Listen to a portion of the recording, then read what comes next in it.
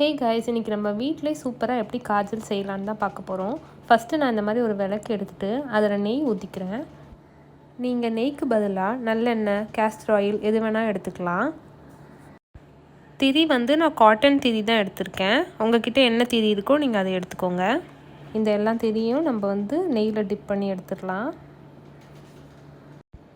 இந்த மாதிரி நம்ம கெமிக்கல் ஃப்ரீ காஜல் வீட்டிலே செய்கிறனால இது நம்ம பேபிஸ்க்கு யூஸ் பண்ணலாம். இந்த ஹோம்மேட் காஜலால் அவங்களுக்கு எந்த வித பாதிப்பும் இருக்காது. இப்போ நான் எல்லா விளக்கையும் ஏற்றிடுறேன். நம்ம இந்த விளக்கெல்லாம் ஏற்றிட்டு இதுக்கு மேலே நம்ம ஒரு தட்டு வச்சு அதில் கறி படியும்ல, அந்த கறியை தான் நம்ம மைக்கு யூஸ் பண்ண போகிறோம். நான் இந்த மாதிரி சப்போர்ட்டுக்காக 3 கிளாஸ் வச்சுட்டு அது மேலே ஒரு எவர் சில்வர் பிளேட் வைக்கிறேன். கிளாஸ் நம்ம தட்டு வைக்கிறதுக்கு ஒரு சப்போர்ட் மாதிரி இருக்கும். இது அப்படியே நம்ம விட்டுறலாம், அந்த நெய் ஃபுல்லாக காலியாகிற வரைக்கும். எப்படியோ ஒரு 30 மினிட்ஸாவது நீங்கள் விடுங்க, அப்போ தான் உங்களுக்கு அந்த கறியெலாம் மேலே படிஞ்சிருக்கும். அடுத்ததாக நான் இன்னொரு விளக்கு ஏற்றிக்கிறேன். இதில் நம்ம பாதாம் இருக்குல்ல, அதை நெருப்பில் காட்ட போகிறோம். அது நல்லா கருப்பாகிற வரைக்கும் நம்ம இதில் காட்டணும். நான் அதை பிடிக்கிறதுக்கு ஒரு சிசர் யூஸ் பண்ணி அதை காட்டிகிட்ருக்கேன். அந்த பாதாம் ஃபுல்லாக நல்லா எரியணும் எல்லா பக்கமும். அப்போ தான் நம்ம இதை பவுடர் பண்ணும்போது நல்லாயிருக்கும். அது இந்த மாதிரி வெளியே மட்டும் கருப்பானா பத்தாது, உள்ளேயும் நல்லா அது எரிஞ்சிருக்கணும். அதனால் ரொம்ப நேரம் நீங்கள் நெருப்பில் காட்டுங்க. அந்த பாதாமே ஒரு ஸ்டேஜில் நெருப்பு பிடிச்சிக்கும், அது வரைக்கும் நீங்கள் காட்டுங்க.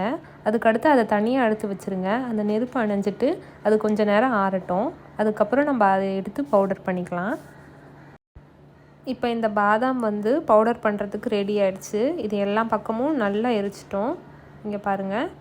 இப்போ இதை நம்ம ஈஸியாக பவுடர் பண்ணிடலாம். நல்லா நைஸாக பவுடர் பண்ணி எடுத்துக்கோங்க, அப்போ தான் நம்மளோட மைக்கான டெக்ஸ்சர் ரொம்ப அழகாக கிடைக்கும். இப்போ நான் நல்லா நைஸாக பவுடர் பண்ணிட்டேன். இதை நம்ம எடுத்து ஓரமாக வச்சிடலாம். இப்போ ஒரு 30 மினிட்ஸ் ஆகிடுச்சு. நம்ம தட்டை எடுத்து பார்க்கலாம் எப்படி இருக்குன்னு. இங்கே பாருங்கள், கறி ரொம்பவே நல்லா படிஞ்சிருக்கு. நான் எங்கே விளக்கு வச்சனோ அந்த இடத்துல மட்டும் எனக்கு கரெக்டாக படிஞ்சிருக்கு.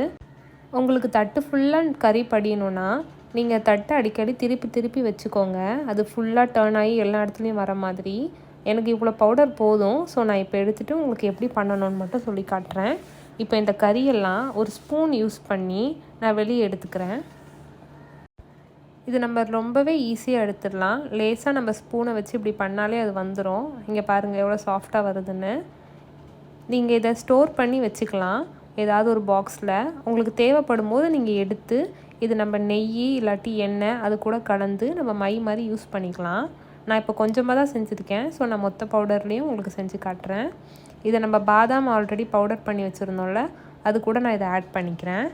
இப்போ ஆட் பண்ணிவிட்டு இது கூட நான் ஆலிவ் ஆயில் தான் இப்போ சேர்க்க போகிறேன். நீங்கள் இதுக்கு பதிலாக நெய் சேர்க்கலாம். நெய் சேர்க்கும்போது அது வாட்டர் ப்ரூஃபாகவும் இருக்கும். ஆனால் குழந்தைங்களுக்கு கொஞ்சம் கண் எரிச்சல் அந்த மாதிரி இருக்கிறதுக்கு சான்ஸ் இருக்குது. நான் இது பேபிக்காக தான் பண்ணுறேன், அதனால் நான் ஆலிவ் ஆயில் சேர்த்துருக்கேன். இதுக்கு பதிலாக நீங்கள் கோகோனட் ஆயில், பாதாம் ஆயில் இதெல்லாம் சேர்க்கலாம். நெய் சேர்க்கும் போது பெரியவங்க யூஸ் பண்ணுற மாதிரி இருக்கும். நெய்யும் நீங்கள் சேர்க்கலாம், அது ரொம்பவே அட்வான்டேஜ் பெரியவங்களுக்கு. ஏன்னா அது வாட்டர் ப்ரூஃபாக இருக்கும். உங்களுக்கு எந்த அளவுக்கு ஆயில் வேணுமோ இல்லை நெய் வேணுமோ சேர்த்துட்டு அதை நல்லா நம்ம மிக்ஸ் பண்ணிக்கலாம். இப்போ இது கொஞ்சம் கட்டியாக இருக்க மாதிரி இருக்குது. நான் இன்னும் கொஞ்சம் ஆலிவ் ஆயில் சேர்த்து மிக்ஸ் பண்ணிக்கிறேன். உங்கள்கிட்ட கிளாஸ் கண்டெய்னர் அப்படி இல்லாட்டி சில்வர் கண்டெய்னர் இருந்தால் அதில் ஸ்டோர் பண்ணி வச்சுக்கலாம். இப்போதைக்கு என்கிட்ட கிளாஸ் கண்டெய்னர் இல்லை. ஸோ இதை நான் டெம்ப்ரரியாக ஒரு லென்ஸ் பாக்ஸில் ஸ்டோர் பண்ணி வச்சுக்கிறேன். நம்ம செஞ்ச அளவும் கம்மி தான். ஸோ இந்த பாக்ஸில் அது கரெக்டாக இருக்கும்னு நினைக்கிறேன். இதை நான் பண்ணிவிட்டு உங்களுக்கு ஃபைனலாக டெஸ்ட் பண்ணி காட்டுறேன் எப்படி இருக்குன்னு பாருங்கள். இப்போ நம்ம இதை டெஸ்ட் பண்ணி பார்த்துடலாம். நான் ஒரு ஐலைனர் ப்ரஷ் எடுத்திருக்கேன். அதை ஃபுல்லாக நான் வாஷ் பண்ணி இந்த மாதிரி பேப்பரில் ஃபுல்லாக துடைச்சி எடுத்துடுறேன். இப்போ நம்ம செஞ்ச காஜலை டெஸ்ட் பண்ணி பார்த்துடலாம். ஓகே, இப்போ ஃபஸ்ட்டு நான் ஒரு லைன் மாதிரி என் கையில் வரைஞ்சி காட்டுறேன் பாருங்கள். இது ஒரிஜினல் ஐலைனரில் நம்ம வச்சா எப்படி இருக்கோமோ அதே மாதிரி தான் இருக்குது. ஷாப்பில் வாங்குகிற ஐலைனர் மாதிரியே தான் இருக்குது. நீங்கள் இந்த மாதிரி செஞ்சு வீட்டில் வச்சுக்கிட்டிங்கன்னா ஷாப்பில் வாங்கவே வேண்டாம். அண்ட் இதில் இருக்க இன்னொரு அட்வான்டேஜ், இது கெமிக்கல் ஃப்ரீ. ஃபுல்லாகவே நம்ம நேச்சுரல் இன்க்ரீடியன்ட் வச்சு தான் செஞ்சுருக்கோம். ஸோ கண்டிப்பாக இதை நீங்கள் ட்ரை பண்ணிவிட்டு உங்களுக்கு பிடிச்சிருக்கான்னு எனக்கு கமெண்ட் செக்ஷனில் சொல்லுங்கள். உங்களுக்கு இந்த வீடியோ பிடிக்கும்னு நினைக்கிறேன். தேங்க்யூ.